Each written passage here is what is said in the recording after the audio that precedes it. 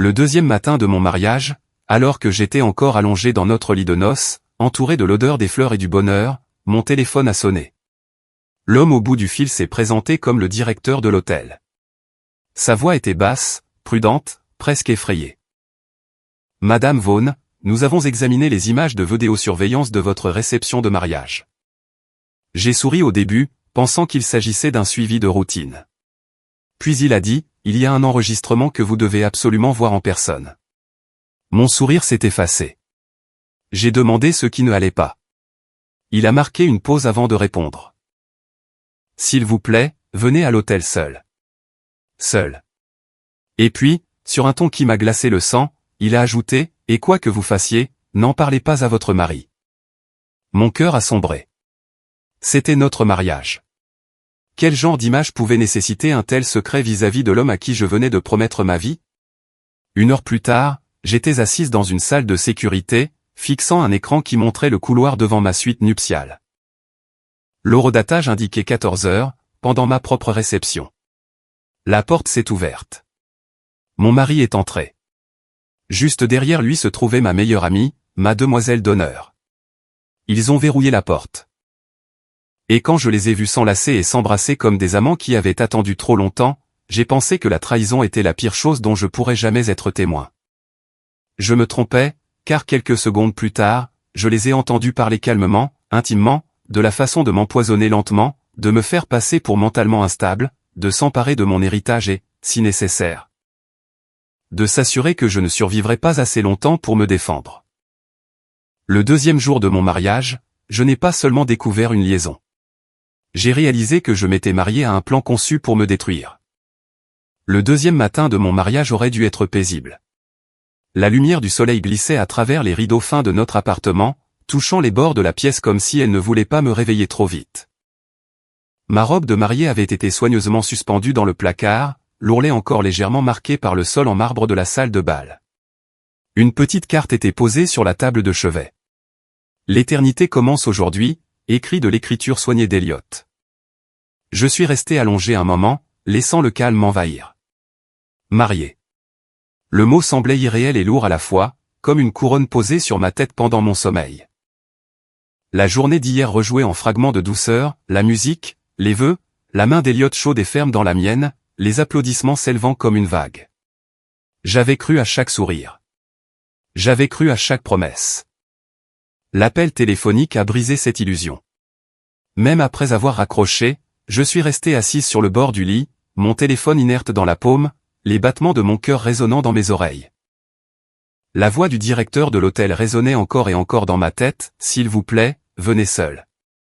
N'en parlez pas à votre mari. » J'ai jeté un coup d'œil vers la cuisine. Eliott était déjà parti travailler. Un appel international matinal, avait-il dit. Il avait embrassé mon front, souriant, parfaitement calme. Rien en lui ne semblait suspect. C'était ce qui m'effrayait le plus. Je me suis levé et j'ai traversé lentement l'appartement, pieds nus sur le sol froid. Tout semblait exactement comme il se devait, 2 tasses dans l'évier, sa veste drapée sur une chaise. Une vie qui paraissait stable et sûre. Alors pourquoi avais-je l'impression d'être au bord d'un gouffre invisible? Je me suis douché rapidement, l'eau trop chaude, mes pensées défilant à toute allure. Peut-être était-ce un malentendu, une erreur technique. Peut-être que quelqu'un d'autre avait causé un esclandre au mariage et que l'hôtel se montrait simplement mélodramatique. J'ai répété ces pensées en m'habillant. Des vêtements simples, des couleurs neutres, rien qui ne me désigne comme une jeune mariée. En attachant mes cheveux, mes mains tremblaient légèrement. Je n'ai pas laissé de mots. Cela, plus que tout le reste, me donnait l'impression d'être une voleuse dans ma propre vie. Le trajet jusqu'à l'hôtel Luminara Palace fut silencieux, la ville s'éveillant doucement. Les feux de signalisation changeaient. Les gens traversaient les rues. Les cafés ouvraient leurs portes. Le monde continuait sa course, ignorant que quelque chose en moi commençait à se briser. Je me suis garé dans le parking souterrain, exactement là où le directeur me l'avait indiqué. L'espace était sombre et résonnait, l'air frais et légèrement métallique. Je suis resté assise dans la voiture un moment de plus que nécessaire, agrippant le volant. « Tu peux encore partir », me suis-je dit. Mais je ne l'ai pas fait. J'ai appelé le numéro. Moins d'une minute plus tard, un homme est sorti d'une cage d'escalier de service. Il avait la quarantaine, portait un uniforme d'hôtel impeccable, son expression était contrôlée mais inquiète. « Mara » a-t-il demandé. J'ai hoché la tête. « Je suis Daniel Rowe » dit-il doucement. « Merci d'être venu si vite. » Il n'y eut pas de fioriture, pas de sourire poli. Il m'a conduite à travers un couloir étroit réservé au personnel. Le luxe poli des espaces publics avait disparu, remplacé par des murs gris et un éclairage tamisé. Nos pas résonnaient. « Vous n'avez rien besoin d'expliquer pour l'instant, » ai-je dit, rompant le silence. « Dites-moi simplement à quel point c'est grave. » Daniel s'est arrêté près de l'ascenseur. Il m'a regardé attentivement, comme pour jauger la dose de vérité que je pouvais supporter. « Assez grave pour que je regrette que ces images existent, » dit-il. Les portes de l'ascenseur se sont refermées sur nous. Pendant la descente, mon estomac s'est noué. J'ai serré mes mains l'une contre l'autre, mes ongles s'enfonçant dans ma peau pour garder pied. Nous nous sommes arrêtés devant une lourde porte en acier marquée, centre de contrôle de la sécurité. À l'intérieur, la pièce était remplie de moniteurs et des dizaines d'écrans montrant des couloirs, des salles de bal, des entrées et des recoins de l'hôtel que je n'avais jamais remarqués. Plusieurs agents de sécurité étaient assis devant les consoles. Quand je suis entré, ils ont tous levé les yeux en même temps. Leurs expressions n'étaient pas curieuses, elles étaient compatissantes. C'est là que je l'ai senti, la sensation indéniable d'être la seule personne dans la pièce qui ne savait pas encore que sa vie venait de basculer. Daniel a désigné un petit bureau au fond. Nous allons regarder cela là-dedans. La porte s'est refermée derrière nous avec un léger clic. La pièce était silencieuse, à l'exception du faible bourdonnement des appareils. Un seul moniteur était posé sur le bureau. 2 chaises. Daniel n'est pas resté assis. « Mara, dit-il doucement, avant que je ne lance ceci, je dois vous demander quelque chose. » J'ai levé les yeux vers lui. « Une fois que vous aurez vu ce qu'il y a sur cet enregistrement, vous ne pourrez plus l'oublier. Êtes-vous sûr de vouloir continuer ?» Ma bouche était sèche. C'était le dernier moment où je pouvais faire demi-tour. Le dernier moment où le bonheur d'hier pouvait rester intact, épargné par la vérité qui m'attendait sur cet écran. J'ai pensé au sourire d'Elliot, à ma meilleure amie Lena riant à mes côtés pendant que nous nous préparions, à la vie dans laquelle je pensais venir d'entrer. Et j'ai réalisé avec une clarté terrifiante que si quelque chose n'allait pas, je devais savoir. « Oui » ai-je dit. Daniel a approché la souris. L'écran a vacillé. Et la femme que j'étais avant cet instant, la mariée, la jeune épouse, la femme qui se croyait encore en sécurité a cessé d'exister. La vidéo a commencé sans son. Pendant une seconde brève et absurde, je me suis senti soulagé. Le silence signifiait la distance. Le silence signifiait que je pouvais regarder sans ressentir. L'horodatage brillait dans le coin de l'écran, 14h03. Ma réception battait son plein. Je me suis alors souvenu exactement d'où j'étais, au milieu de la salle de bal, riant alors que quelqu'un trinquait pour un nouveau toast. Sur l'écran apparaissait un couloir calme, aux murs beige et à l'éclairage doux. Le couloir du 2e étage, devant la suite nuptiale. Ma suite nuptiale ? Il n'y a pas de caméra à l'intérieur de la chambre, dit doucement Daniel derrière moi. C'est la politique de l'hôtel. Mais le couloir est entièrement couvert. J'ai hoché la tête, bien que ma gorge soit serrée. Le couloir est resté vide pendant plusieurs secondes. Une femme de ménage est passée en poussant un chariot, puis plus rien. Je me suis penché en avant sans m'en rendre compte. À 14h07, les portes de l'ascenseur au bout du couloir se sont ouvertes. Un homme est sorti. J'ai reconnu sa démarche avant même de voir son visage. Elliot, mon mari. Mon souffle s'est coupé si brutalement que cela m'a fait mal. Il avait l'air détendu, pas pressé, pas nerveux. Il ajustait ses boutons de manchette en marchant, le geste qu'il faisait toujours avant une réunion. Il a jeté un coup d'œil dans le couloir, puis s'est dirigé droit vers la suite nuptiale. Mon cœur s'est mis à cogner. Pourquoi était-il là? Il aurait dû être en bas avec moi. Avant que mon esprit ne puisse formuler une explication, les portes de l'ascenseur se sont rouvertes. Une femme est sortie. Lena Moore, ma meilleure amie depuis la fac, ma demoiselle d'honneur. La femme qui avait pleuré en attachant mon collier ce matin-là, me disant à quel point elle était heureuse pour moi. J'ai senti la pièce tanguer. Lena a suivi Elliot dans le couloir. Ils ne se parlaient pas. Ils ne se regardaient pas, mais il y avait quelque chose dans leur façon de marcher proche, familière, synchronisée qui m'a donné des frissons. Ils se sont arrêtés devant la suite nuptiale. Elliot a sorti une carte magnétique. Il n'a pas hésité. La porte s'est ouverte. Ils sont entrés. Puis, à travers le panneau de verre étroit à côté de la porte, j'ai vu la main d'Elliot revenir en arrière. Il a verrouillé la porte. Le déclic a résonné dans ma tête, même s'il n'y avait toujours pas de son. Je fixais l'écran, mon esprit hurlant pour trouver un contexte, une logique, n'importe quoi qui rende cela normal. Cela pourrait encore n'être rien, ai-je chuchoté, sans savoir qui j'essayais de convaincre. Daniel n'a pas répondu. L'angle de la caméra a légèrement changé, zoomant sur le panneau de verre de la porte. L'angle n'était pas parfait, mais c'était suffisant. Lena s'est tournée la première. Elle n'a pas pleuré. Elle n'a pas hésité. Elle s'est avancée et a passé ses bras autour du cou d'Elliot comme si c'était la chose la plus naturelle au monde. Il l'a rattrapée avec aisance, comme on rattrape quelqu'un avec qui on a déjà fait cela. Leurs bouches se sont rencontrées. Pas un baiser volé, pas une erreur, un baiser profond, expert, pressant. Ma vision s'est brouillée. J'ai entendu un son et j'ai réalisé qu'il venait de moi, un souffle court et brisé. Je ne pouvais pas m'arrêter. Mes mains se crispaient sur mes genoux, mes ongles s'enfonçant dans mes paumes. Non, ai-je murmuré. Non, non. Ils ne se sont pas séparés rapidement. Ils sont restés serrés l'un contre l'autre, corps proches, familiers. La main de Lena a glissé sous la veste d'Elliot, ses doigts à lui se sont serrés sur sa taille. J'ai détourné les yeux de l'écran une seconde, fermant les paupières avec force. Quand je les ai rouvertes, la vidéo avait changé. Le son s'était activé. Leur voix remplissait la petite pièce, intime et claire. J'ai cru que j'allais craquer, disait Lena, sa voix basse, presque rieuse. Te voir là avec elle, entendre tout le monde applaudir.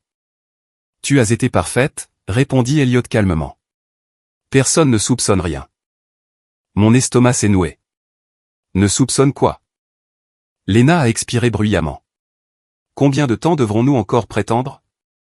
Plus très longtemps, dit-il. Nous sommes mariés maintenant. Les choses vont s'accélérer. Il y eut une pause, un bruit sourd de tissu. Et pour ses biens, demanda Lena. Le trust, les parts, la maison que sa mère lui a laissée. Elliot a ricané. C'est tout l'intérêt, dit-il. Une fois que tout sera consolidé, la moitié sera légalement à moi. Après cela. Sa voix s'est perdue. Après cela, insista Lena. Elle ne sera plus un problème, répondit-il. Elle est naïve. Elle croit ce qu'elle a envie de croire. J'avais l'impression que ma poitrine s'effondrait. Elle a vraiment confiance en toi, dit Lena. C'en est presque triste. La confiance est utile, répondit Elliot. Cela rend les gens faciles à manipuler. J'ai pressé ma main sur ma bouche, combattant la vague de nausée qui montait dans ma gorge. Daniel a bougé à côté de moi. Je sentais son inconfort, sa colère sourde, mais il ne disait rien. La vidéo continuait. Lena a ri doucement. Tu es cruel. Je suis pragmatique, dit Elliot. Il y a une différence. L'écran est devenu noir à la fin du fichier. Pendant un moment, il n'y eut aucun bruit. Puis la pièce a repris forme autour de moi, le bourdonnement des moniteurs à l'extérieur, le faible sifflement de l'électricité, le poids de la présence de Daniel. Je suis resté parfaitement immobile. Le monde que j'avais connu, chaque souvenir, chaque rire, chaque promesse venait d'être réorganisé en quelque chose de grotesque et d'étranger. Ce n'est pas tout, n'est-ce pas, ai-je fini par demander, ma voix étant à peine reconnaissable. Daniel n'a pas répondu immédiatement. Il y a d'autres images, dit-il prudemment, plus tard dans l'après-midi. Et provenant d'un autre endroit. J'ai dégluti. Quel endroit? Il a croisé mon regard. L'escalier de secours. Quelque chose de froid et de tranchant s'est installé au fond de ma poitrine parce que je le savais déjà, la trahison n'était que le début. Je ne me suis pas levé. Je ne pouvais pas. Mon corps semblait vide, comme si quelque chose d'essentiel avait été arraché et remplacé par de l'air glacial. Je fixais l'écran noir, mon reflet vaguement visible pâle, rigide, méconnaissable. Combien y en a-t-il d'autres, ai-je demandé. Daniel a hésité. Cette hésitation m'a tout dit. Il y a un autre clip, dit-il. Une caméra différente. Vers 15 heures. Mes mains tremblaient quand j'ai hoché la tête. Montrez-le-moi. Il a cliqué sur la souris. L'image a changé. Cette fois, l'angle était plus étroit, légèrement déformé. Une cage d'escalier, béton gris, rampe métallique, éclairage fluorescent cru. L'escalier de secours près des suites nuptiales, un endroit que les clients utilisaient rarement. L'horodatage indiquait 15h11. Je me souvenais aussi de ce moment. J'étais sur la piste de danse à ce moment-là, riant à perdre haleine, mes talons retirés, ma robe relevée dans mes mains alors que la musique tonnait autour de moi. Sur l'écran, Lena est apparue la première. Elle a regardé autour d'elle avant de s'avancer complètement, sa posture alerte, prudente. Quelques secondes plus tard, Elliot est arrivé d'en bas. Il montait les marches deux par deux, le visage tendu par la détermination. Ils ne se sont pas touchés cette fois, mais l'espace entre eux était électrique. Lena a croisé les bras. Tu avais promis que nous parlerions. Nous parlons, répondit Elliot. Pas comme ça, lança-t-elle. Te voir jouer au mari parfait toute la journée. Tu as une idée de ce que j'ai ressenti? Tu connaissais le plan, dit-il froidement. C'est ainsi que les choses doivent paraître. Lena a expiré de frustration. Je me fiche des apparences. Ce qui m'importe, c'est le calendrier. Elliot s'est appuyé contre la rampe, parfaitement à l'aise. Nous sommes mariés maintenant. C'est la première étape. Et la deuxième étape, insista TL. Il a baissé la voix. La deuxième étape consiste à s'assurer qu'elle n'intervienne pas. Mon cœur a cogné contre mes côtes. Qu'est-ce que ça veut dire? Lena a demandé, comment? Subtilement, répondit-il. Lentement. Le stress, la confusion, la fatigue. Les gens ne se posent pas de questions quand une femme commence à perdre pied après un grand changement de vie. Ma vision s'est troublée. Tu parles de la faire passer pour instable, dit Lena. Pas passer pour, corrigea Théil. Qu'elle le soit. J'ai senti quelque chose se briser en moi.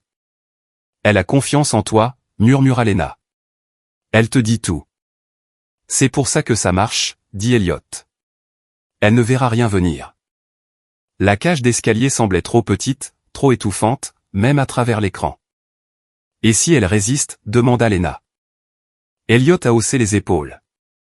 Alors nous passerons à la vitesse supérieure. Ma respiration est devenue superficielle. Et pour l'argent, continua Lena. Ses comptes, le trust. J'ai déjà rédigé les documents, répondit-il. Mandat de protection, gestion des actifs. Une fois qu'elle aura signé, ou qu'elle sera déclarée incapable, ce sera réglé. Incapable, répéta Lena. Elle ne sera pas déclarée folle du jour au lendemain, dit Elliot calmement. C'est progressif. C'est ce qui rend la chose crédible. Il y eut un long silence. Puis Lena reprit la parole, plus bas cette fois. Tu es sûr que tu n'hésiteras pas? Elliot a ri doucement. Hésiter, dit-il. Pourquoi le ferais-je? Elle n'est qu'un moyen de parvenir à mes fins. La vidéo s'est arrêtée brusquement. J'ai senti la pièce tourner. J'ai agrippé le bord du bureau pour ne pas tomber.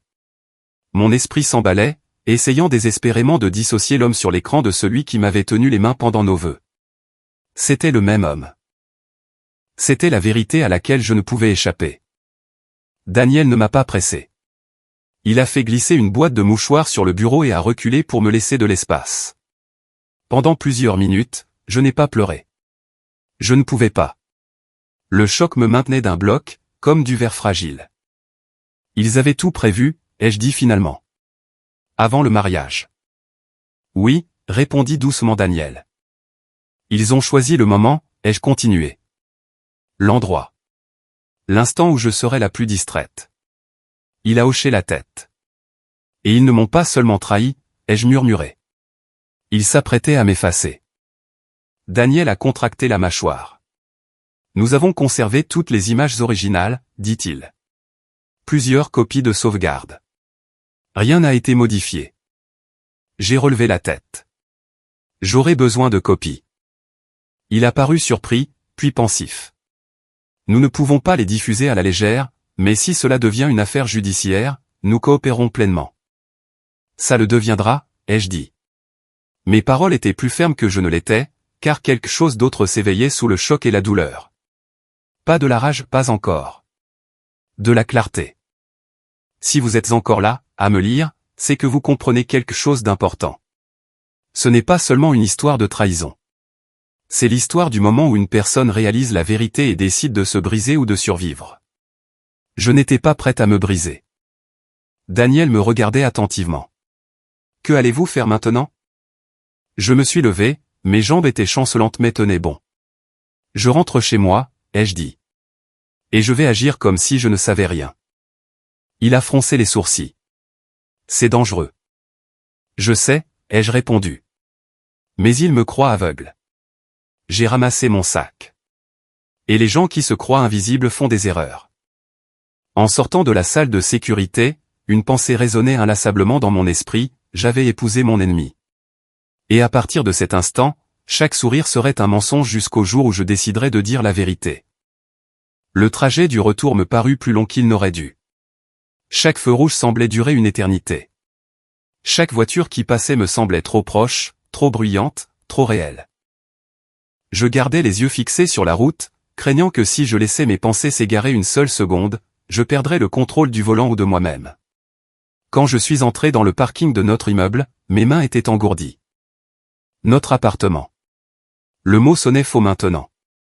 Je suis resté dans la voiture, moteur coupé, écoutant les cliquetis du moteur qui refroidissait, forçant ma respiration à ralentir. J'ai vérifié mon reflet dans le rétroviseur. J'étais pâle, les yeux rougis, mais pour le reste, j'avais l'air normal. J'ai esquissé un sourire. Il paraissait assez convaincant. À l'étage, l'appartement était calme. Trop calme. Je suis entré et j'ai verrouillé la porte derrière moi, m'appuyant contre elle un instant, comme si le bois pouvait me porter. Tout était exactement comme je l'avais laissé, soigné, ordonné, sûr en apparence. Le canapé où nous avions partagé un plat à emporter il y a seulement 2 soirs. La photo de mariage encadrée sur l'étagère, le bras d'Elliot autour de ma taille, ma tête penchée vers lui. J'ai retourné le cadre face contre l'étagère. Puis je suis allé dans la chambre et je me suis assise sur le bord du lit. C'était là qu'il dormait à mes côtés, qu'il murmurait des projets, qu'il me touchait de ses mains qui avaient déjà décidé que j'étais sacrifiable. Mon estomac s'est noué. Je n'avais pas beaucoup de temps avant son retour. Je devais réfléchir, planifier. Premièrement, je ne pouvais pas l'affronter. Pas maintenant. Pas sans protection. Deuxièmement, j'avais besoin d'aide. Quelqu'un qui ne soit pas impliqué émotionnellement. Quelqu'un capable de réfléchir froidement. Mon téléphone a vibré dans ma main, comme pour répondre à ma pensée. Un message d'Elliot, réunion prolongée. Je rentrerai un peu tard. Ne m'attends pas pour dîner. Une vague de froid m'a envahi. Il n'en savait rien. Ou pire, il pensait tout contrôler. J'ai répondu d'un doigt tremblant, pas de problème. Je suis fatigué. À plus tard. Le mensonge s'est mis en place avec une aisance terrifiante. J'ai passé l'heure suivante à ne rien faire. Littéralement rien. J'étais assise sur le canapé, fixant l'écran noir de la télévision, à l'affût du moindre bruit dans le couloir. Mon esprit rejouait les images en boucle. L'escalier, les mots, la cruauté calme de sa voix. Elle n'est qu'un moyen de parvenir à mes fins. Je tressaillais à chaque fois que la phrase résonnait. À un moment donné, je me suis levé et je suis allé dans la salle de bain. J'ai ouvert le robinet et je me suis aspergé le visage d'eau froide, agrippant le lavabo jusqu'à ce que mes articulations blanchissent. « Reprends-toi » ai-je murmuré à mon reflet. « Tu es encore en vie. » La femme qui me regardait dans le miroir semblait plus vieille qu'hier. Plus dure. Tant mieux. Je me suis essuyé le visage et je suis sorti juste au moment où la porte d'entrée s'ouvrait. Elliot est entré, desserrant sa cravate, l'allure décontractée, familière. Il a souri en me voyant. « Te voilà » dit-il chaleureusement. « J'avais peur que tu ne sois retourné te coucher. » Mon cœur cognait. « J'ai failli » ai-je répondu d'un ton léger. Je suis passé au centre commercial à la place. J'avais besoin de marcher. Il a traversé la pièce et a embrassé mon front. Je me suis figé une fraction de seconde de trop, puis je me suis forcé à me détendre. « Ça va ?» a-t-il demandé, scrutant mon visage. « Juste fatigué », ai-je dit. Le contre-coup d'hier. Ses yeux se sont adoucis. « Je t'avais dit de ne pas trop en faire. Les mariages, c'est épuisant. » L'ironie a failli me faire rire. Il est allé dans la cuisine, parlant nonchalamment du travail, d'un client qui lui avait posé des problèmes, des projets pour le week-end. Je hochais la tête au bon moment, souriais quand il le fallait, riais doucement à ses blagues. Je jouais la comédie, et je détestais être aussi doué pour cela. Au dîner, il m'observait attentivement. « Tu n'as pas mangé grand-mère chose, dit-il. »« Je n'ai pas très faim, ai-je répondu. Il a froncé légèrement les sourcils. « Tu es comme ça depuis hier. »« Sûrement les nerfs, ai-je dit. Tout est allé si vite. » Cela sembla le satisfaire. Plus tard, alors qu'il se douchait, j'étais assise sur le lit, l'esprit en ébullition. La porte de la salle de bain était fermée. Le bruit de l'eau remplissait l'appartement. Maintenant. Je me suis levé rapidement et j'ai traversé le salon, mon pouls bourdonnant dans mes oreilles. La porte de son bureau était verrouillée, comme toujours. Je l'ai fixée. Je connaissais Elliot. Je connaissais ses habitudes, son arrogance. Il aimait se croire plus malin que tout le monde. Il aimait aussi cacher les choses sous le nez des gens. J'ai balayé l'étagère voisine du regard, livre de finances, manuel de droit, un épais traité d'économie relié en cuir dont je m'étais toujours moqué. Je l'ai retiré. Un petit cliquetis métallique a résonné doucement alors qu'une clé glissait d'entre les pages pour atterrir dans ma paume. Mon souffle s'est arrêté. Je n'ai pas hésité. J'ai déverrouillé la porte du bureau, je me suis glissé à l'intérieur et j'ai verrouillé derrière moi. La pièce sentait vaguement l'eau de Cologne et le papier. Son bureau était impeccable. Son ordinateur était éteint et protégé par un mot de passe. Pas le temps. Je me suis dirigé droit vers le classeur. Le premier tiroir ne contenait rien d'inhabituel. Le deuxième non plus. Le tiroir du bas a résisté légèrement quand je l'ai tiré. À l'intérieur se trouvait un mince dossier noir. Mes mains tremblaient en l'ouvrant.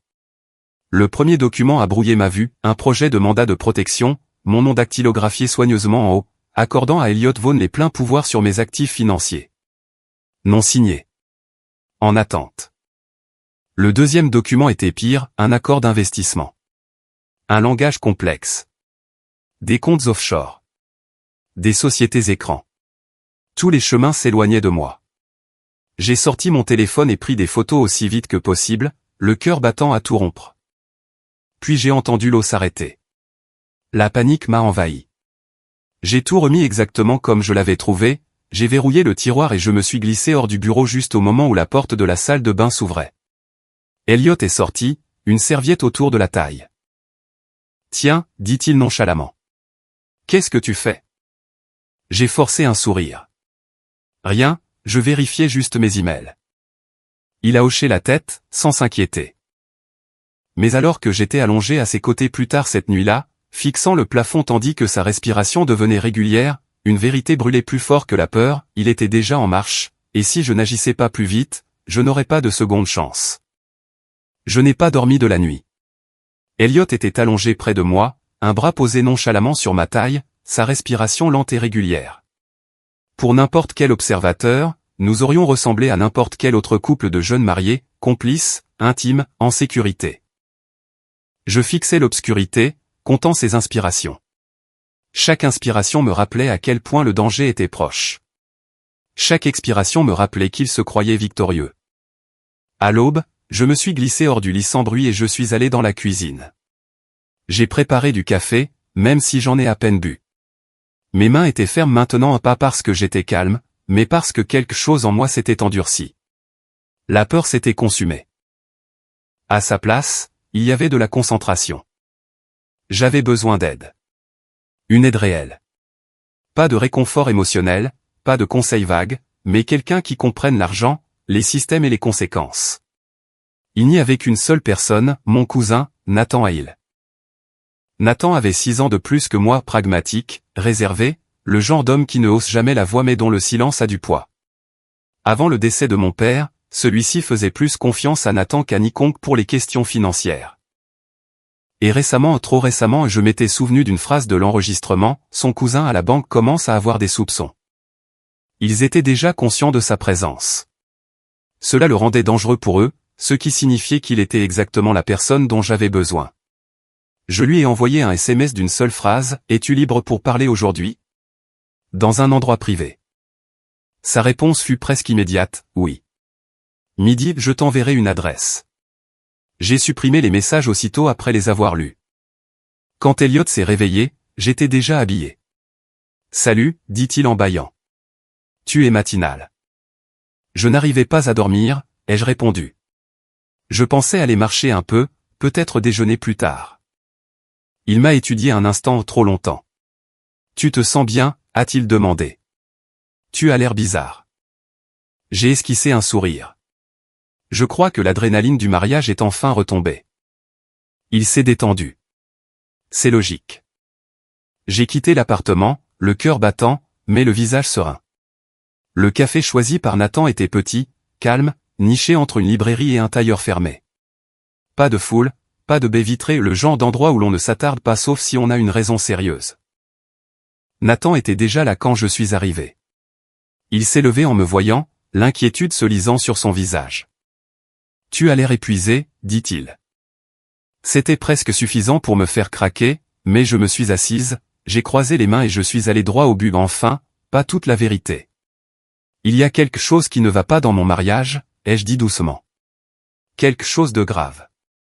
Son expression s'est durcie. À quel point? J'ai pris une inspiration.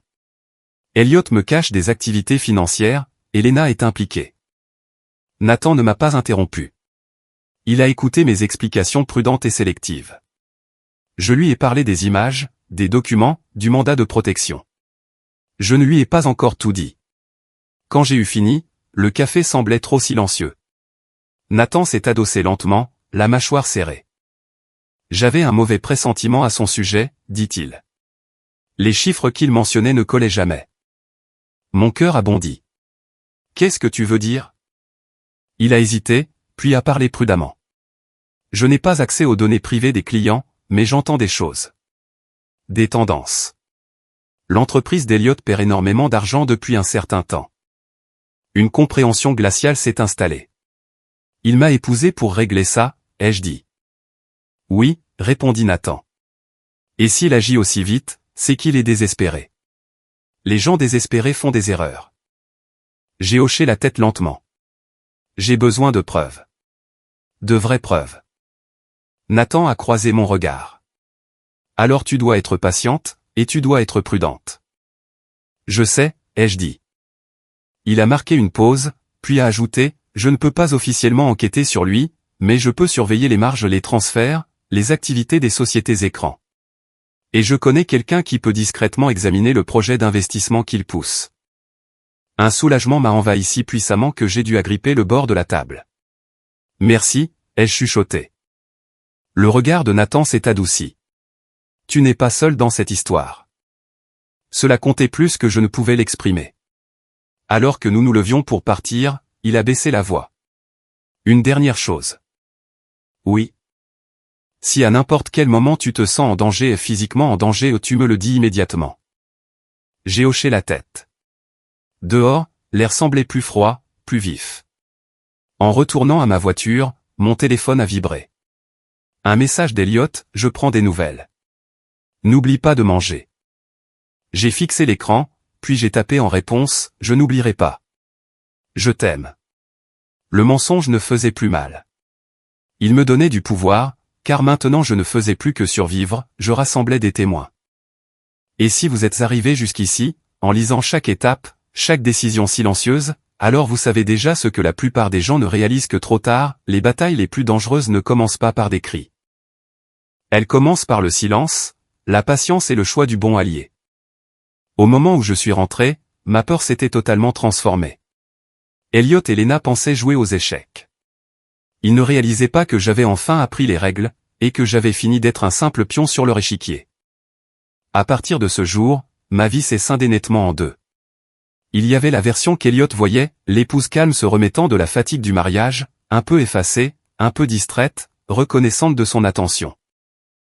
Et puis il y avait la version de moi qui n'existait que dans les moments volés, dans ma voiture, moteur coupé, dans les cabines de toilettes verrouillées, lors de marches silencieuses où chaque pas était un calcul. Cette version de moi observait, écoutait, comptait.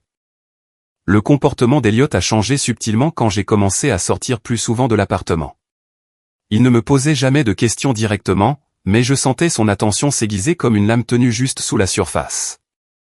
Sa gentillesse s'est intensifiée. Il cuisinait davantage, me touchait plus souvent l'épaule, me demandait comment je me sentais avec une fréquence calculée, une inquiétude parfaitement dosée.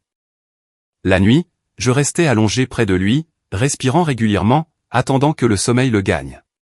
Alors seulement, je m'autorisais à ouvrir les yeux dans l'obscurité. La maison me semblait différente maintenant, pas hostile, mais observatrice, comme si elle enregistrait tout. Qui bougeait? Qui s'arrêtait?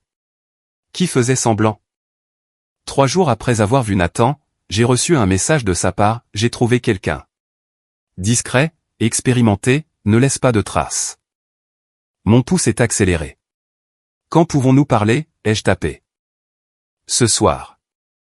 J'appellerai. Il l'a fait, exactement à 21h. Elliot était sous la douche. L'enquêteur s'appelle Marcus Reed, a dit Nathan. Ancien de la brigade financière. Privé maintenant. Il suivra les mouvements, les réunions, les transactions. Rien d'illégal. C'est tout ce dont j'ai besoin, ai-je répondu. Il y a autre chose, a ajouté Nathan. L'investissement qu'Elliot mentionne sans cesse, le projet de logistique renouvelable, c'est essentiellement du vent. L'entité centrale existe, mais elle est vide. L'argent est détourné. Vers où? Trop de couches pour le dire encore, mais ça bouge vite. Elliot aussi bougeait vite. Le lendemain matin, il a mentionné à nouveau le projet au petit déjeuner. Il y a un dîner la semaine prochaine, dit-il nonchalamment. Quelques gros investisseurs. Ce serait bien que tu viennes. J'ai gardé les yeux fixés sur mon café. Je ne pense pas être prête pour des événements mondains. Il a froncé les sourcils juste un instant. C'est important. Je sais, ai-je dit doucement. Je me sens juste un peu perdu en ce moment. Il a traversé la table pour couvrir ma main de la sienne. C'est pour ça que tu devrais me laisser gérer les choses compliquées, dit-il doucement. Tu as traversé beaucoup d'épreuves. Mon estomac s'est serré. C'était son angle d'attaque. Cet après-midi-là, j'ai fouillé à nouveau l'appartement, mais plus méticuleusement cette fois, pas une recherche frénétique, mais en observant la poubelle, l'armoire à pharmacie, le tiroir où il gardait les chargeurs de rechange et les vieux reçus. Rien d'évident, mais des schémas émergeaient. Elliot avait commencé à m'apporter des boissons le soir, des tisanes, des mélanges de vitamines, de l'eau mielée pour dormir. Toujours préparé par lui, toujours avec un sourire, toujours avec des encouragements. Goûte seulement, disait-il. Ça aide. La première fois, j'ai bu. La deuxième fois, j'ai fait semblant. À la troisième, je vidais le contenu dans l'évier en laissant couler l'eau bruyamment. J'ai commencé à prélever des échantillons de petites quantités scellées avec soin, cachés dans la doublure de mon sac à main. Je ne savais pas encore ce que je cherchais, je savais seulement que j'avais besoin de preuves. Marcus m'a contacté 2 jours plus tard via un numéro prépayé. Sa voix était calme, professionnelle. Il se voit plus souvent que vous ne le pensez, dit-il. Pas seulement dans des cafés. Des appartements, des salles privées. Ensemble, ai-je demandé. Oui. J'ai fermé les yeux. Il y a autre chose, a-t-il continué. Votre mari est nerveux. Il voit quelqu'un en dehors de son cercle habituel. Qui? Un homme qui a lui-même des problèmes de dette, a dit Marcus. Des prêts à taux usuraires. Pas le genre de personne qu'on veut fréquenter. Ce soir-là, Elliot est rentré tard. Trop tard. Il sentait vaguement une eau de Cologne inconnue quand il m'a embrassé la joue. J'ai souri quand même. Grosse journée, ai-je demandé. Compliqué, a-t-il répondu. Mais tout est sous contrôle. Je l'observais tandis qu'il desserrait sa cravate, qu'il se servait un verre, qu'il vérifiait son téléphone quand il pensait que je ne regardais pas. Il se croyait invisible. C'était son erreur. Une semaine plus tard, j'ai remarqué quelque chose de minime mais de terrifiant. Ma boîte à bijoux avait été déplacée. Très légèrement, à peine perceptible, mais je savais exactement comment je l'avais laissée. Puis, le lendemain matin, j'ai trouvé une boîte en carton déchirée au fond de la poubelle blanche, froissée, un emballage de médicaments sur ordonnance. J'ai recollé les morceaux lentement, les mains tremblantes. Le nom m'était inconnu. Les effets secondaires ne l'étaient pas, confusion, trouble de la mémoire, instabilité émotionnelle. Mon souffle s'est bloqué dans ma gorge. Ce n'était plus seulement financier. C'était une question de contrôle, et le contrôle n'était que la première étape. J'étais debout dans la cuisine, tenant les fragments, le cœur battant si fort que j'avais peur que les murs ne l'entendent. Ce fut le moment où la peur est revenue.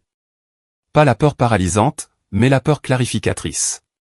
Car je comprenais maintenant avec une certitude brutale, Elliot ne prévoyait pas de me quitter. Il prévoyait de m'effacer. Et si je n'agissais pas rapidement, cette maison, avec ses pièces silencieuses et ses murs observateurs, deviendrait l'endroit où je disparaîtrais. Je n'ai pas affronté Elliot. Pas quand j'ai trouvé la boîte de médicaments. Pas quand mes mains tremblaient au point que je devais m'asseoir sur le sol de la cuisine pour respirer. Pas même quand j'ai réalisé avec quel soin il planifiait tout. Au lieu de cela, j'ai fait quelque chose de bien plus dangereux. Je suis restée silencieuse. Ce soir-là, Elliot m'a apporté un verre d'eau mielée tiède, comme il le faisait toujours. Il a souri, a écarté mes cheveux et a embrassé ma tempe. « Tu es pâle, dit-il. Tu en as trop fait ces derniers temps. » « Je sais, » ai-je murmuré en laissant mes épaules s'affaisser. J'ai les idées floues en ce moment.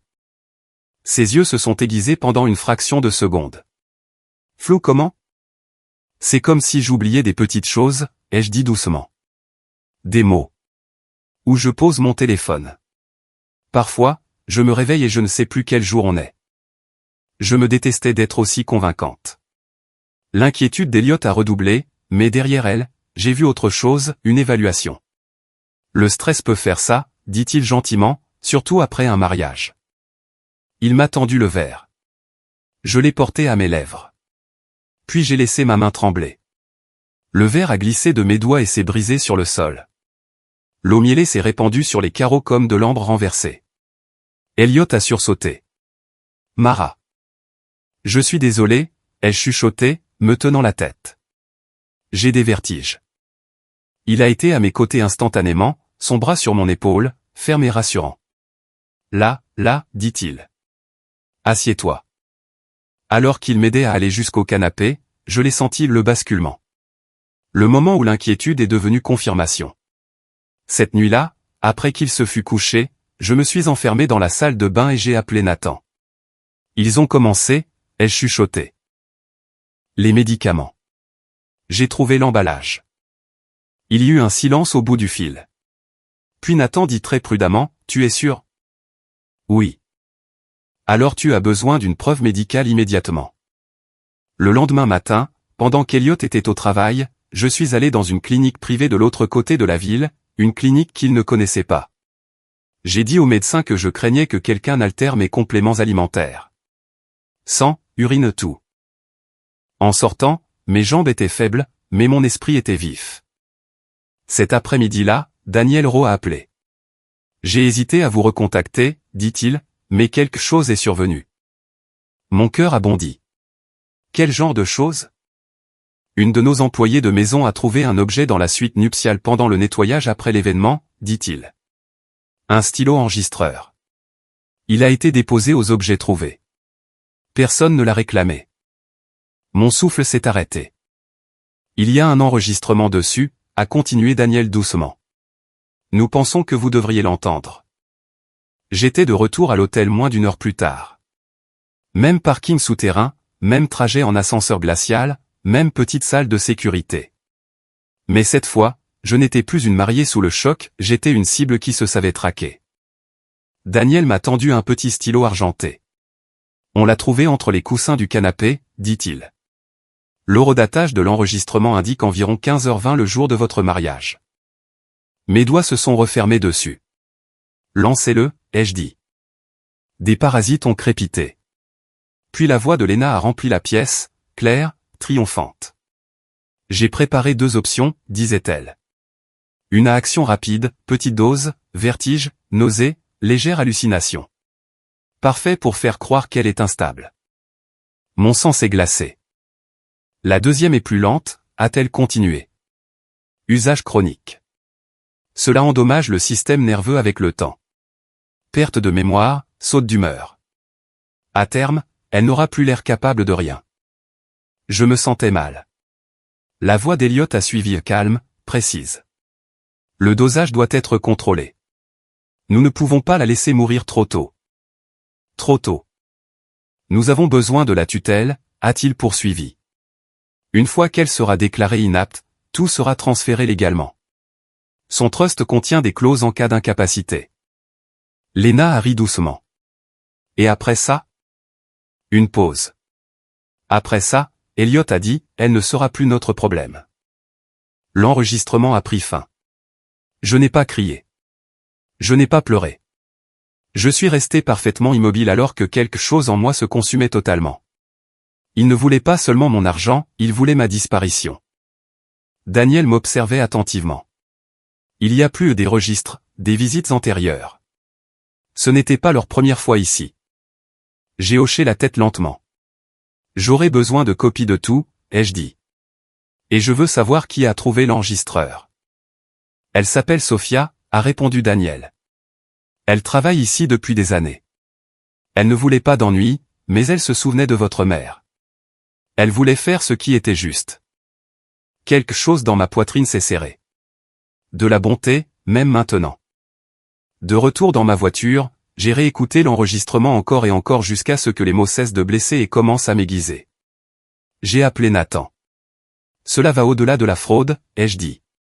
Il prévoit de m'empoisonner. Il a eu le souffle coupé. Alors on agit vite.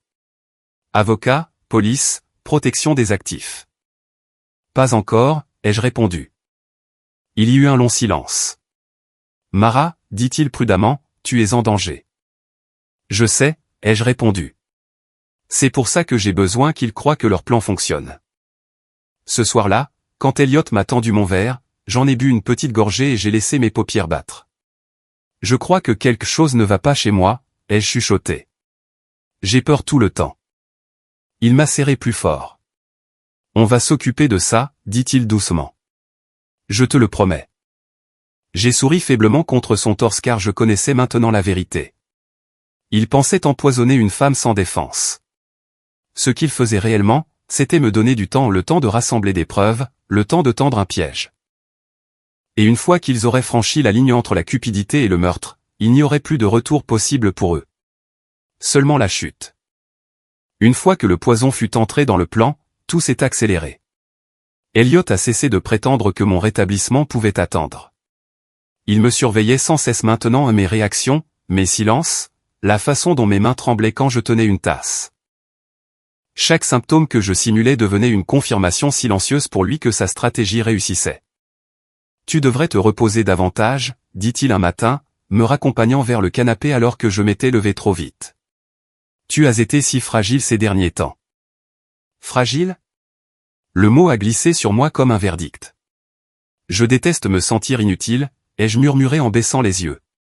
Je n'arrive même pas à réfléchir correctement la moitié du temps. Il a caressé mes cheveux lentement, d'un air possessif. C'est pour ça que tu m'as. J'ai failli rire. Cet après-midi-là, il a abordé le sujet. Les partenaires du projet organisent un banquet privé samedi prochain, dit-il aussi nonchalamment que s'il proposait une soirée cinéma. Très sélecte. Des investisseurs, des gens influents de la ville. Cela signifierait beaucoup pour moi que tu viennes. Mon pouls est accéléré. Samedi prochain, ai-je demandé doucement. Je ne sais pas si je serai assez remise. Il s'est accroupi devant moi, le visage empreint d'inquiétude. Tu n'as rien à faire. Sois juste là. Souris un peu. Qu'il voit que tu es soutenu. Soutenu? Et si je me sens dépassé, ai-je demandé. On partira plus tôt, dit-il d'un ton rassurant. Mais ta présence compte. J'ai hoché la tête lentement, laissant l'incertitude se lire sur mon visage. Si tu penses que je le devrais, ai-je chuchoté. Son soulagement fut immédiat. Bien, dit-il. Cela pourrait tout changer pour nous. Il avait raison, mais pas de la façon dont il l'imaginait. Ce soir-là, j'ai appelé Nathan et Marcus. Ils m'emmènent à un banquet, ai-je dit. Privé, élitiste. C'est là que ça va se jouer. Marcus a expiré bruyamment. C'est risqué. C'est parfait, a répondu Nathan au même moment. Nous nous sommes vus le lendemain pas dans un café, mais dans un bureau loué, sans fenêtre et aux murs épais. Nathan a étalé des documents sur la table. Marcus a disposé des photographies, des transferts, des dates, des lieux. Ici, dit Marcus en montrant du doigt, votre mari et Lena ont rencontré cet homme 3 fois le mois dernier. La photo montrait un homme corpulent au regard dur, portant une montre de luxe. Pas le genre de personne qu'on rencontre pour un brunch. Un prêteur à taux usuraires, a continué Marcus. Officieux, dangereux. L'entreprise d'Elliott lui doit plus que vous ne le pensez. C'était donc ça, la pression. Le banquet n'était pas seulement une célébration, c'était une date limite. Ils vont essayer de vous faire signer quelque chose, a dit Nathan. Ou ils vont pousser pour un diagnostic. Dans les deux cas, cette soirée est cruciale. J'ai hoché la tête. Alors c'est là que tout s'arrête. Nous avons planifié pendant des heures. Chaque angle possible, chaque interruption envisageable. L'avocate en qui Nathan avait confiance s'est jointe à nous via un appel sécurisé. Calme, direct. Si vous voulez les démasquer, dit-elle, vous avez besoin de 3 choses, des preuves irréfutables, des témoins crédibles et un moment dont ils ne pourront pas s'échapper. Un moment public, ai-je dit. Oui. Et une protection, a-t-elle ajouté, car une fois que vous aurez levé le voile, ils vont paniquer. Je peux gérer la panique, ai-je dit tranquillement. Elle m'a étudié à travers l'écran. Pouvez-vous gérer les représailles? J'ai repensé à l'eau mielée, aux pilules, au stylo enregistreur. C'est déjà fait, ai-je répondu. Dans les jours qui ont suivi, je me suis totalement glissé dans le rôle qu'ils avaient écrit pour moi. J'oubliais des choses exprès, posais 2 fois la même question, m'excusais trop et laissais mes mains trembler quand Elliott me regardait. Lena venait plus souvent maintenant. Elle s'asseyait près de moi, me tenant la main, les yeux remplis d'une inquiétude fabriquée. Tu n'as pas l'air bien, dit-elle un après-midi. Je connais un neurologue. Très réputé. Il est peut-être temps. Le piège. J'ai peur des médecins, ai-je chuchoté. Et s'il trouvait quelque chose de vraiment grave? Elle a souri doucement. Alors il vaut mieux être fixé. J'ai hoché la tête, les yeux humides. Peut-être après le banquet, ai-je dit. Je ne veux pas décevoir Elliott. Le regard de Lena a vacillé, satisfaction, soulagement, avidité. Bien sûr, dit-elle. Après le banquet.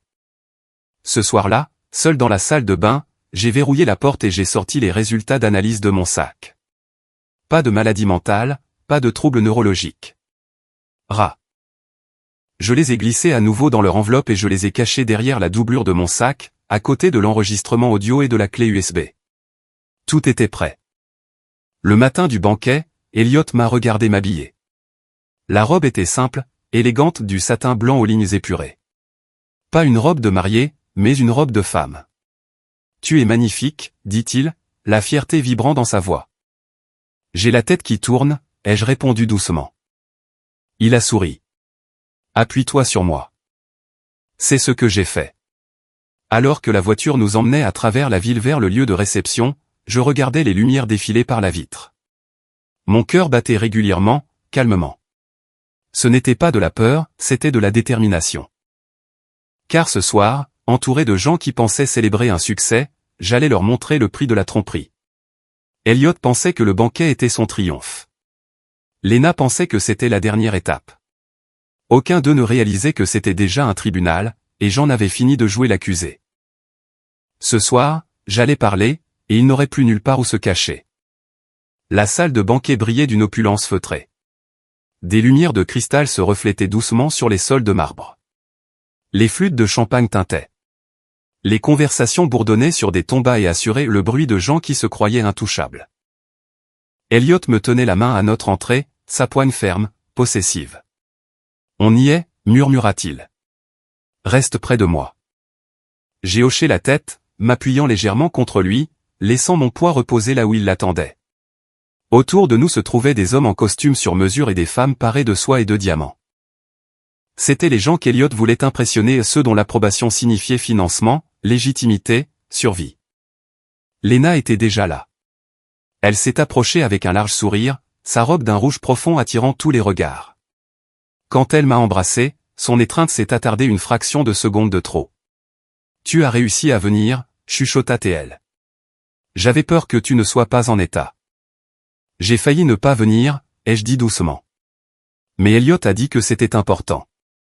Son regard a glissé vers lui, puis est revenu vers moi. « Il a raison » dit-elle. « Très important. » Au fil de la soirée, Elliot circulait dans la pièce comme un homme nouveau et riant, serrant des mains, parlant avec assurance de projection et de partenariat. Je restais à ses côtés silencieuse, attentive, l'épouse parfaite et dévouée. Personne ne remarquait mes doigts effleurant le petit appareil caché dans ma pochette. Quand Elliot fut appelé sur l'estrade pour un court discours, la salle fit silence. Il parlait bien. Évidemment, il l'avait toujours fait. À la croissance, conclut-il en levant son verre, et aux personnes qui la rendent possible. Des applaudissements remplirent la salle. Ce fut le moment. Alors que le bruit retombait, j'ai fait un pas en avant. « Excusez-moi » ai-je dit, ma voix étant calme mais claire. Avant de continuer, il y a quelque chose que je dois dire. Les têtes se tournèrent. Elliot fronça légèrement les sourcils. Mara ? Je ne serai pas longue, ai-je continué, mais c'est important. La salle se figea. Le sourire de Lena se glaça. On m'a dit que ce soir était placé sous le signe de la transparence, ai-je dit, croisant les regards dans la foule. Sous le signe de la confiance. Alors, je pense qu'il est juste que tout le monde entende toute l'histoire. Elliot s'est avancé vers moi, la voix basse. Ce n'est pas le moment. C'est précisément le moment, ai-je répliqué. J'ai glissé la main dans ma pochette et j'ai appuyé sur lecture. La voix de Lena remplit d'abord la salle, claire, reconnaissable entre toutes, deux sortes, une à action rapide, une lente. Elle ne se rendra même pas compte de ce qui se passe. Une onde de confusion parcourut la pièce. Puis la voix d'Elliot suivit, nous ne pouvons pas la laisser mourir trop tôt. La tutelle passe d'abord. Des exclamations étouffées éclatèrent. Quelqu'un fit tomber un verre. Elliot se précipita vers moi. Éteins ça. J'ai reculé. Il y a plus, ai-je dit. L'écran derrière nous s'anima, photographie, documents, virements bancaires, horodatage. Elliot et Lena entrant dans des hôtels, contrats rédigés en secret, la boîte de médicaments, les comptes offshore. Voici, ai-je dit d'une voix posée, le plan que mon mari et ma meilleure amie ont créé pour voler mes biens et me faire disparaître. La salle explosa. C'est quoi ce bordel ? Cria quelqu'un. Vous aviez dit que ce projet était honnête, hurla un autre. Lena hurla, elle ment. Elle est malade. Elle est instable. J'ai souri tristement. En fait, ai-je dit en brandissant une enveloppe scellée, je ne le suis pas, Elliot devint livide. Voici mon dossier médical, ai-je poursuivi, sain, vérifié. Et voici, j'ai désigné l'écran, les enregistrements et les documents que vous ne pensiez pas que je survivrais assez longtemps pour montrer. Les portes au fond de la salle s'ouvrirent. Des officiers en uniforme entrèrent, suivis d'une femme en costume sombre calme, posée, manifestement aux commandes. Elliot Vaughn, dit l'officier de tête, Lena Moore, vous êtes placé en détention dans le cadre d'une enquête pour fraude, complot et tentative d'empoisonnement. Ce fut le chaos. Elliot hurlait mon nom. Lena s'effondrait, prise d'une crise d'hystérie. Alors qu'on les emmenait, la foule s'écarta instinctivement, comme si le danger lui-même passait au milieu d'elle. Je suis resté seul au centre de la pièce, mes mains tremblant enfin, mais le dos bien droit. Les masques étaient tombés, et tout le monde pouvait enfin voir ce qui se cachait dessous. La soirée se termina sans applaudissements. Il n'y eut pas de conclusion spectaculaire, pas de triomphe cinématographique, juste le calme pesant qui suit la mise au jour d'une corruption. J'ai regardé Elliot et Lena être conduits hors de la salle de banquet, leur voix étouffée par les murmures de choc et d'indignation derrière eux. Personne ne fit un geste pour arrêter les officiers. Personne ne prit leur défense. Les mêmes personnes qui avaient porté un toast à la vision d'Elliot quelques minutes plus tôt le regardaient maintenant comme s'il était contagieux. Quand les portes se sont refermées, mes genoux ont failli lâcher. Nathan fut là instantanément, me soutenant d'une main sur le coude. « C'est fini », dit-il doucement. J'ai hoché la tête, même si je n'avais pas l'impression que c'était fini. Je me sentais vide. Les jours qui suivirent passèrent comme des fragments, entretiens, dépositions, paperasse. Des avocats parlant d'un ton calme et mesuré. Les preuves, images, enregistrements, rapports de laboratoire s'empilaient proprement dans des dossiers aux étiquettes officielles. Le poison trouvé dans mes compléments, les transferts tracés, les mensonges cartographiés du début à la fin. Elliot a d'abord essayé de tout nier. Puis il a rejeté la faute sur Lena. Lena a pleuré et a crié à la manipulation. Aucune version n'a résisté aux faits. La justice a agi vite, gel des avoirs, ordonnance de protection, chef d'accusation criminel d'un poids réel. Mon mariage a été dissous, pas dans la douleur, mais dans la clarté. Il n'y avait plus de deuil à faire.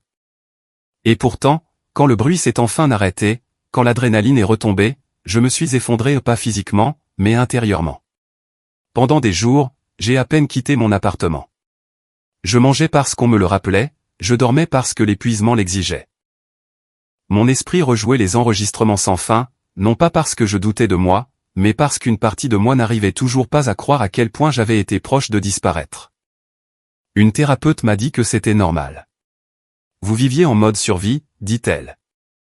Votre corps n'a pas encore rattrapé le coup. La guérison, s'est-il avéré, était plus silencieuse que la vengeance, plus lente, moins gratifiante que ce que l'on imagine. Mais elle était réelle. Nathan prenait des nouvelles tous les jours, sans jamais insister, sans jamais demander plus que ce que je pouvais donner. Daniel m'a envoyé un bref message pour m'informer que l'hôtel avait pleinement coopéré et que la femme de ménage qui avait trouvé le stylo enregistreur était en sécurité et protégée. Cette bonté comptait plus que quiconque ne pourrait le savoir. Les semaines passèrent, puis les mois. Le printemps arriva sans me demander la permission. J'ai quitté l'appartement que j'avais partagé avec Elliot pour emménager dans un endroit plus petit, de l'autre côté de la ville ensoleillée, modeste, à moi. Je n'ai emballé que ce qui m'appartenait, j'ai laissé le reste derrière moi comme une vieille peau. J'ai repris mes études à temps partiel. J'ai suivi des cours que j'avais abandonnés des années plus tôt. Non pas parce que j'avais besoin d'une nouvelle carrière, mais parce que je voulais retrouver mon esprit libre, curieux, vivant. Un après-midi, alors que j'assistais au vernissage d'une petite galerie pour un projet associatif pour lequel j'étais bénévole, je me suis retrouvé devant une peinture représentant une ruelle étroite après la pluie. La lumière s'infiltrait entre les vieilles pierres. Une plante solitaire poussait dans une fissure du mur. Elle survit, dit doucement un homme à mes côtés. C'est ce qui la rend belle. J'ai hoché la tête, surprise de voir à quel point cela sonnait juste. Nous avons discuté pas du passé, pas de la tragédie, mais d'art, de patience et de l'étrange résilience des choses ordinaires. Quand nous avons échangé nos coordonnées, il n'y eut aucune précipitation, aucune pression, juste de la simplicité. C'était nouveau. Parfois, tard dans la nuit, les souvenirs refaisaient surface, la cage d'escalier, les voix, le moment où j'avais compris que j'étais une cible. Mais ils ne me contrôlaient plus. C'étaient des chapitres, clos, reliés, rangés. La justice ne m'a pas rendu la femme que j'étais avant. Elle m'a donné quelqu'un d'autre, quelqu'un de plus calme, de plus affûté, de plus difficile à tromper, quelqu'un qui accordait sa confiance lentement mais profondément. Si vous êtes encore là à lire cette dernière partie, alors vous comprenez déjà quelque chose d'important, la survie ne fait pas de bruit. Elle ne ressemble pas toujours à une victoire. Parfois, elle consiste à choisir de rester, d'apprendre, de reconstruire. Et parfois, elle consiste à reconnaître sa propre force longtemps après que le danger a disparu. Je n'ai pas gagné parce que j'étais sans peur. J'ai gagné parce que j'ai été attentive. Et si cette histoire est restée en vous, si vous avez suivi chaque étape, chaque silence, chaque décision, alors c'est peut-être parce qu'une partie de vous reconnaît aussi cet instinct. Restez vigilant, restez curieux, et ne sous-estimez jamais le pouvoir de connaître la vérité. Car une fois que vous la voyez, vous ne pourrez jamais être effacé.